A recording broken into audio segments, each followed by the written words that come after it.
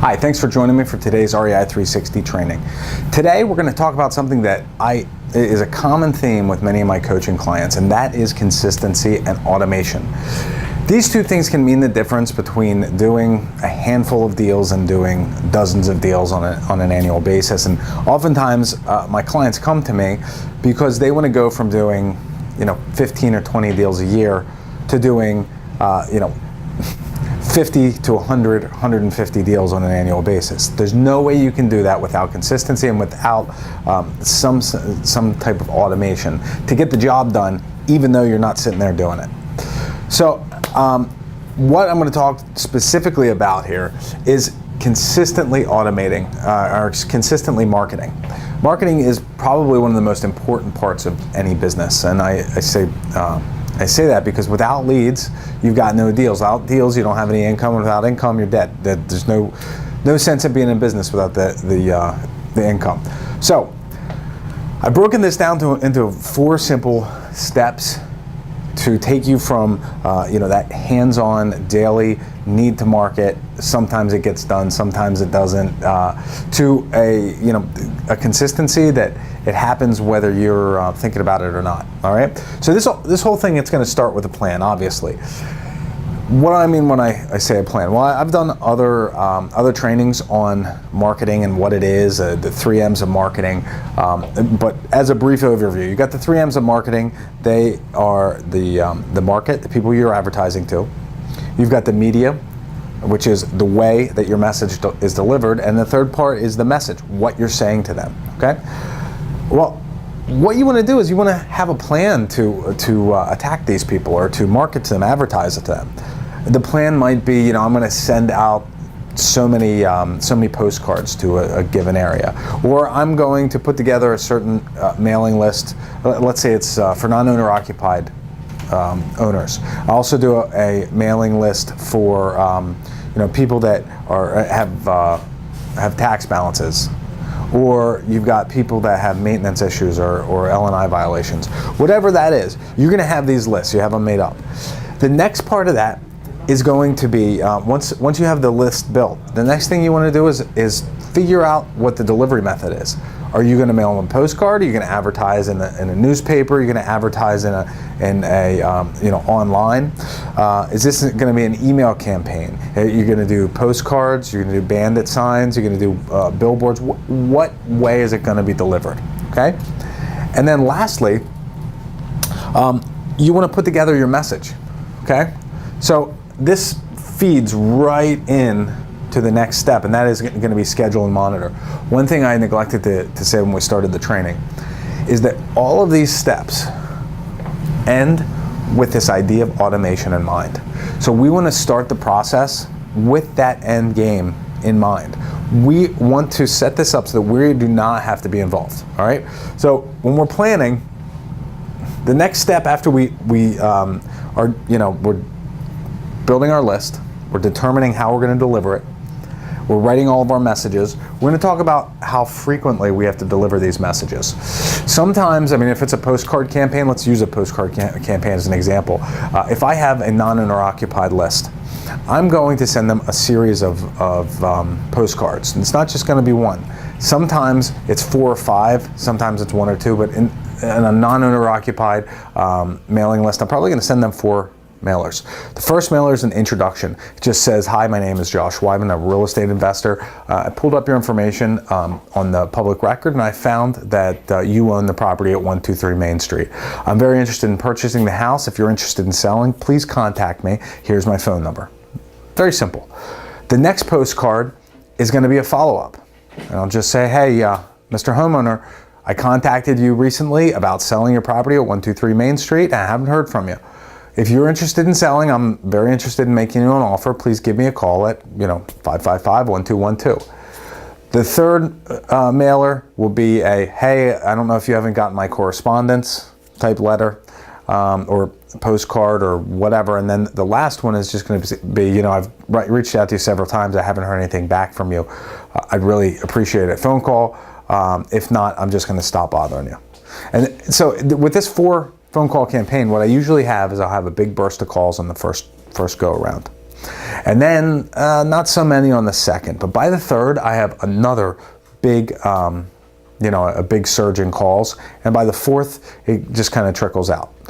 But what this allows me to do is touch the same people over and over and over again. The messages are fairly consistent. But the whole idea here is to set up a frequency. How many times am I going to mail to these people? How frequently am I going to reach out to them? And what is the overlap of my marketing? Okay, so let's say that you have this non-owner occupied list, but you're also sending out an email blast to small banks. Okay, and you want to make sure that your leads are not all surging at the same time every month, that they're not all surging at the same time every year. So maybe at the end of each quarter, you have this huge spike in leads that you can't even handle, but all the other time you're sitting there and the phone's not ringing. So you want to time the overlap and the frequency of your marketing so that you have a consistent lead flow. But what am I talking about? All right, so with my non-owner occupied mailing list, I will send them a mailer about every 3 weeks. Okay, so like I said, the first mailer I'm getting a big surge, and the third mailer I'm getting a big surge, but the second two not so much.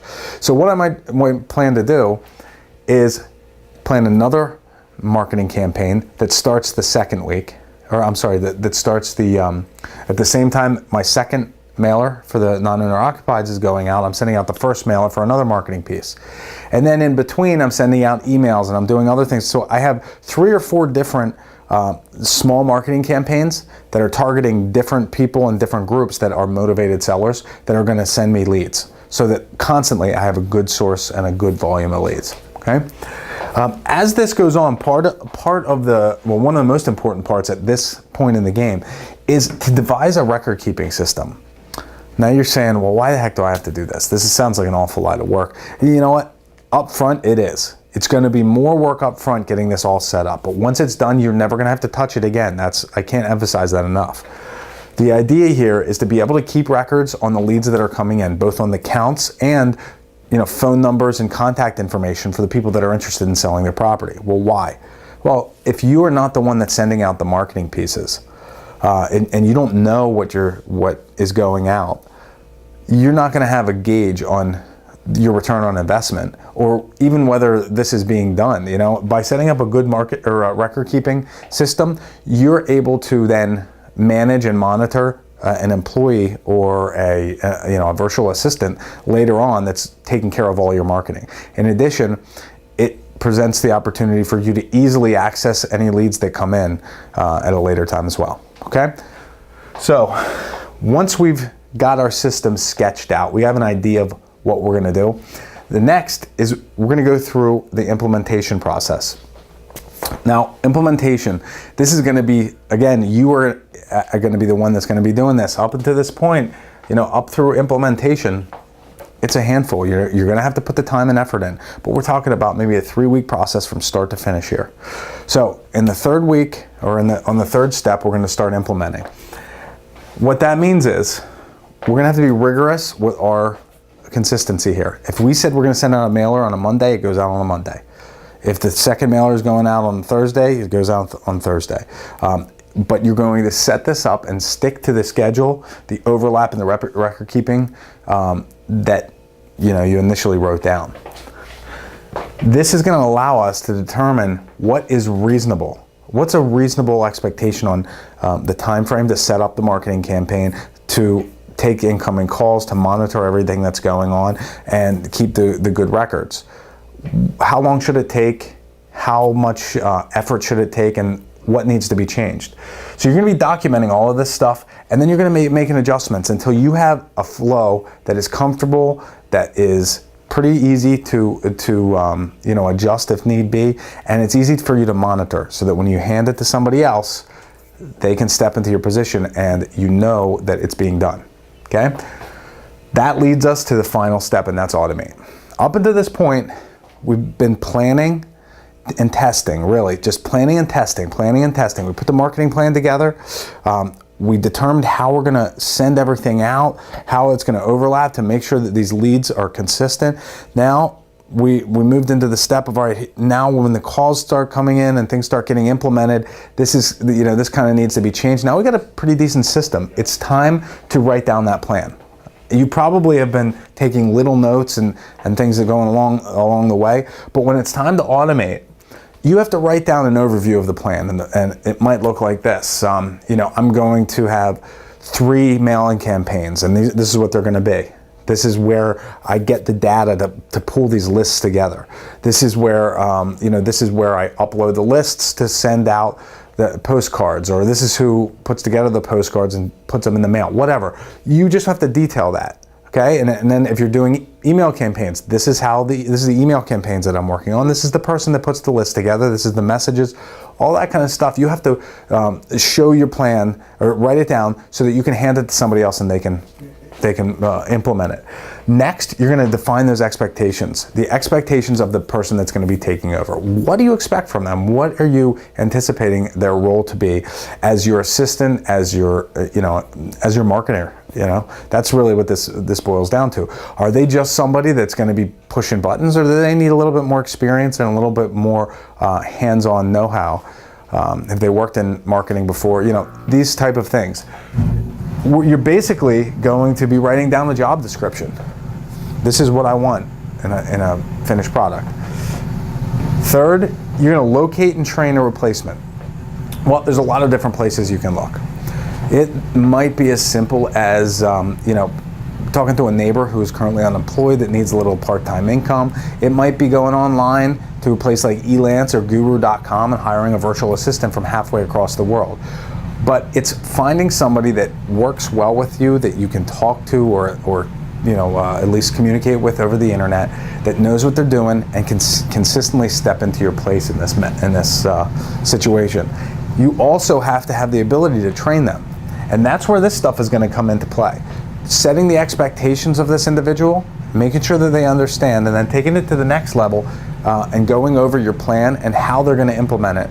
Making sure they understand it, making sure that they do what needs to be done. That is a vital part of this automation. And finally, you're going to be stepping into the management role and manage and evaluate. Up to this point, in order to get this thing consistent, you're talking about a couple hours every week that you have to make sure that you spend just to get this thing ready to roll.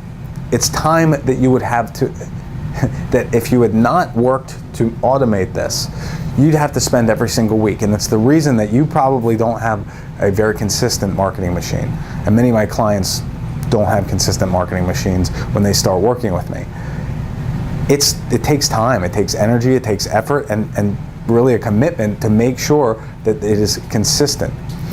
What I'm saying and asking you to do, and I ask my clients to do all the time, is to dedicate time up front, put a plan together, go through some scheduling and monitoring, look at the implementation, make some small changes and get your plan together. And then when that's done, all that time that you put into it up front, you're done with it. Now all you have to do is make sure that your plan is implemented by someone else. You find a replacement, you train them, and once they're trained, you just monitor them. Make sure that they get it done and make sure that you're managing them to do it on a timely basis. This will free up a ton more time to go out and look at properties, make more offers, do more deals, and make more money. It's, again, a little bit more time up front, a little bit more planning, but when it's implemented, it has really massive effects on your bottom line, and it happens overnight. So I encourage you, take the time, work on your marketing plan, put it together and get it to automation, because the faster you do, the faster you're going to see the impact in your business. That's all for today's training. I just want to thank you for joining me, and until I see you again, I wish you the best of luck in your real estate investing.